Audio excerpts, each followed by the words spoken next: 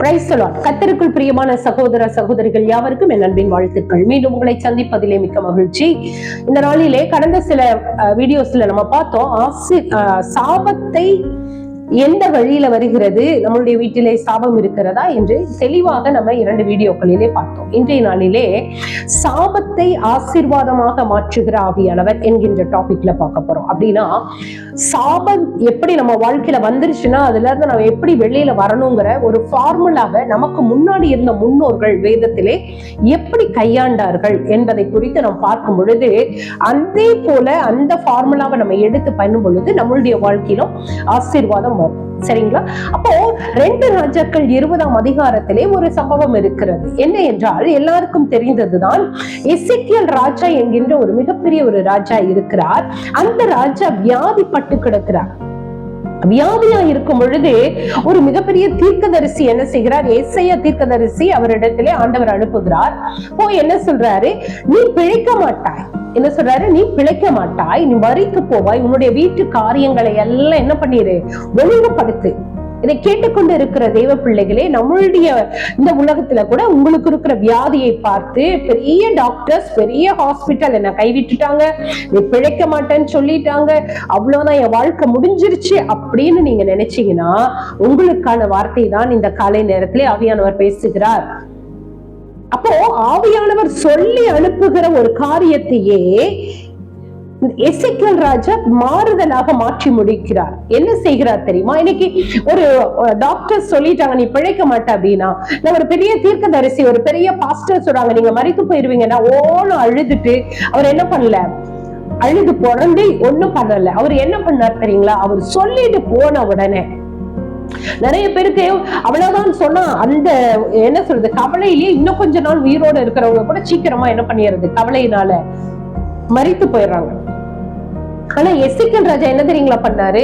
அவர் பண்ண காரியம் என்னன்னா, இவ்வளோ பெரிய தீர்க்கதரிசி சொல்லிட்டாரு, அதெல்லாம் கவலை இல்லை, நான் ஆண்டவர்கிட்ட போராடுவேன், அல்லேலூயா, கர்த்தருடைய மனதை மாற்றுவேன் சொல்லிட்டு 3ஆம் வசனத்துல அவர் என்ன சொல்றாரு, ஆண்டவரை நோக்கி என்ன பண்றாரு, விண்ணப்பம் பண்றாரு, வேண்டுதல் பண்றாரு, தேவனை நோக்கி கதறி அழுது ஜெபிக்கிறார். ஆண்டவரே, நான் உமக்கு முன்பாக உண்மையும் உத்தமமா இருந்தேனே அப்படிங்கிறார். இதை கேட்டுக்கொண்டு இருக்கிற தெய்வ பிள்ளைகளே, உங்களுக்கு நேராக இப்படிப்பட்டதான நெகட்டிவான காரியம் உங்க வாழ்க்கையில வந்துருந்துச்சுன்னா நீங்க கவலைப்படாதீங்க. நீங்க செய்ய வேண்டியதெல்லாம், எசேக்கியேல் ராஜா என்ன செய்தாரு, அழுது புரண்டு இது பண்ணல, ஊரெல்லாம் கூப்பிட்டு கம்ப்ளைண்ட் பண்ணல, ஐயோ என்ன செத்துருவேன்ட்டாங்க, நீ பிழைக்க மாட்டேன் அப்படி எல்லாம் சொல்லல. யார்கிட்ட சொன்னாரு? பரலோகத்தில் இருக்கிற தேவனை நோக்கி விண்ணப்பம் பண்றாரு. ஆண்டவரே, என்னை ஒரு விஷயம் நினைவு கூறுங்க, நான் உங்களுக்கு எவ்வளவு உண்மையா இருந்தேன் அப்படின்னு சொல்லி ஆண்டவரை நோக்கி ஜெபித்து கண்ணீர் விட்டு அழுகிறாங்க. நம்ம வாழ்க்கையில பிரச்சனை வரப்ப நம்ம என்ன செய்யறோம், ஆண்டவரை நோக்கி யார் என்ன சொன்னாலும், எவ்வளவு பெரிய டாக்டர் சொன்னாலும் எனக்கு கவலை இல்லை, நான் நம்புகிறது என் ஆண்டவர் செய்வார், அவருடைய கண்கள்ல கிருபை கிடைக்கும் அப்படிங்கிற ஒரு கான்பிடன்ஸ் நமக்கு இருக்கா? எசேக்கியேல் ராஜா பாருங்க, அப்படி ஜெபிக்கிறாரு, பாரத்தோட ஜெபம் பண்றாரு, ஆண்டவரை நோக்கி கருத்தா ஜெபம் பண்றாரு. நடந்தது என்ன தெரியுங்களா? ஆண்டவர்கிட்ட ஜெபித்த உடனே நம்ம ஆண்டவர் ரொம்ப இரக்கம் உள்ளவர், மிகுந்த இரக்கம் உள்ளவர், கிருபை நிறைந்த தெய்வன், நம்மளுடைய தெய்வன். அவர் என்ன சொல்றார் பாருங்க, அவர் உடனே அவருடைய விண்ணப்பத்தை சத்தத்தை கேட்டார். ஹல்லேலூயா. இல்ல நீ என்ன அழுதாலும் சரி, நீ என்ன சோப் பண்ணாலும் நான் மனசெல்லாம் மாற மாட்டேன், நான் சொன்னதுதான் அப்படின்னு எல்லாம் ஆண்டவர் ஆர்கியூ பண்ணவே மாட்டாருங்க.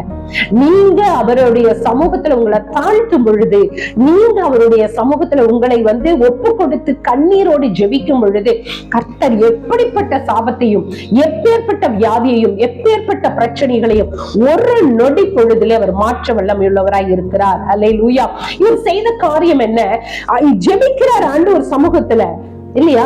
ஆண்டவர் என்ன செய்யறாரு, ஏசாயா சொல்லிட்டு பாவி முற்றம் போறாரு, உடனே ஆவியானவர் காரியத்தை மாறுதலாய் மாற்றுகிறார். அல்லேலூயா. இதை நான் தியானிக்கிறப்ப யோசிப்பேன், இவ்வளவு பெரிய தீர்க்கதரிசிட்டு ஆண்டவர் சொல்லி விடுறாரு, ஆனா கொஞ்ச நேரத்திலேயே அதை திருப்பி என்ன செய்யறாரு, மாத்தி என்ன செய்யறாரு சொல்ற.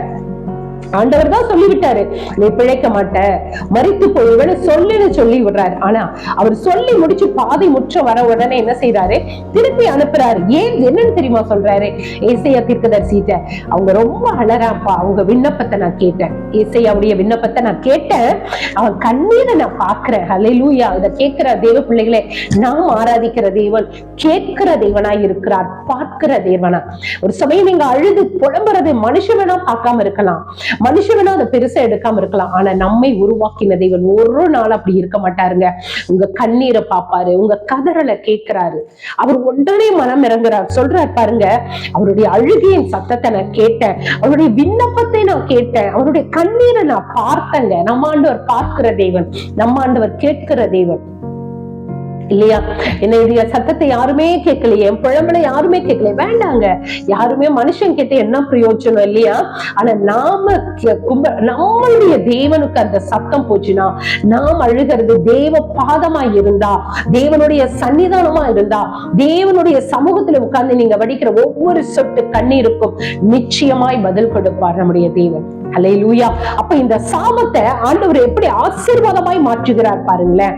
சாபம் தான், நீ மரித்துருவன் சொல்றாரு, ஆனா அந்த சாபத்தையும் ஆசீர்வாதமாக மாற்றினார் எசேக்கியேல் ராஜா. இதை கேட்டுக்கொண்டிருக்கிற தேவ பிள்ளைகளே, உங்களுடைய வாழ்க்கையில கூட பிரச்சனையோட இருக்கீங்களா, வேதனையோடு இருக்கீங்களா? டாக்டர்ஸ் எல்லாம் கைவிட்டுட்டாங்க, என் உறவுகள் எல்லாம் கைவிட்டாங்க, என் குடும்பம் எல்லாம் கைவிட்டுருச்சு, என் பிள்ளை கைவிட்டுட்டான், என் கணவர் கைவிட்ட, என் மனைவி கைவிட்ட, யார் கைவிட்டாலும் என் தேவன் உங்களை கைவிட மாட்டார்.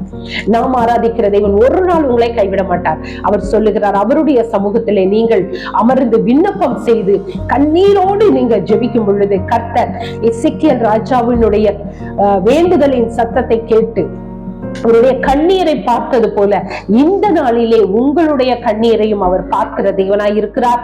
உங்கள் விண்ணப்பத்தையும் அவர் கேட்கிறவராய் இருக்கிறார். அவர் காரியத்தை மாறுதலாய் செய்கிறார். என்ன செய்கிறார்? நான் அவருடைய விண்ணப்பத்தை கேட்டேன், அவருடைய கண்ணீரை கண்டேன், எனவே அவரை நான் என்ன பண்ணுவேன், குணமாக்குவேன் சொல்லி ஒரு ஃபார்முலாவை சொல்லி விடுறாரு. ஹல்லேலூயா. இதை கேட்டுக்கொண்டிருக்கிற தேவ பிள்ளையே, கர்த்தருடைய கண்களில் உங்களுக்கு கிருபை கிடைச்சிருச்சுன்னா உங்களுடைய பிரச்சனைக்கு ஒரு சொல்யூஷனோட தான் ஆண்டவர் அனுப்புவார். எசேக்கியா சொல்லி அழுத உடனே ஏசாயாட்ட சொல்றாரு, நீ போ, நான் என்ன பண்ண போறேன், குணமாக்குவேன்னு சொல்லிட்டு அந்த வியாதிக்கு உண்டான ரெமெடிய சொல்லி விடுறாரு, ஒரு மருத்துவத்தை சொல்லி விடுறாரு. என்ன சொல்லி விடுறாரு? அத்திப்பழ அடைய அந்த பிளவுல வச்சு கட்டு. ஏன் ஒரு பெரிய ராஜாவுக்கு அந்த முதுகுல இருக்கிற பிளவுக்கு இந்த அத்திப்பழ அடைய வச்சு கட்டுன்னு ஒரு மருத்துவருக்கும் தெரியாம போயிருச்சு பாத்தீங்களா? அப்போ உலகத்திலேயே சிறந்த மருத்துவர் நாம் ஆராதிக்கிற தேவன். ஹல்லேலூயா. மருத்துவர்கள் கைவிட்டு இருக்கலாம் தேவ பிள்ளைகளே, ஒரு நாள் கவலைப்படாதீங்க.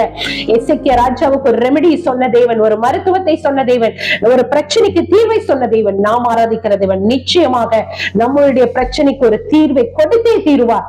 இதுதான் நாம் ஆராதிக்கிற தேவன். என்ன செய்கிறாரே? சாபமான வாழ்க்கையா இருந்தாலும் சாபத்தை ஆசீர்வாதமாக மாற்றுவார். ஹல்லேலூயா.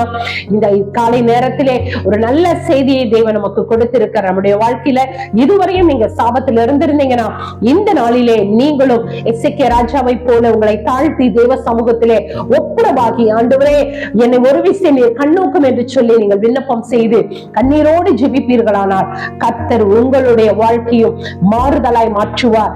சாபமான வாழ்க்கையை ஆசீர்வாதமாக மாற்றியே தீருவார். இதை கேட்கிற ஒவ்வொருவருக்கும் இது பிரயோஜனமாய் இருக்கும் என்று நம்புகிறோம். மீண்டும் நாம் அடுத்த ஒரு செய்தியிலே சாபத்தை ஆசீர்வாதமாக மாற்றின ஒரு பெண்ணை குறித்து நாம் பார்க்கலாம். God bless you.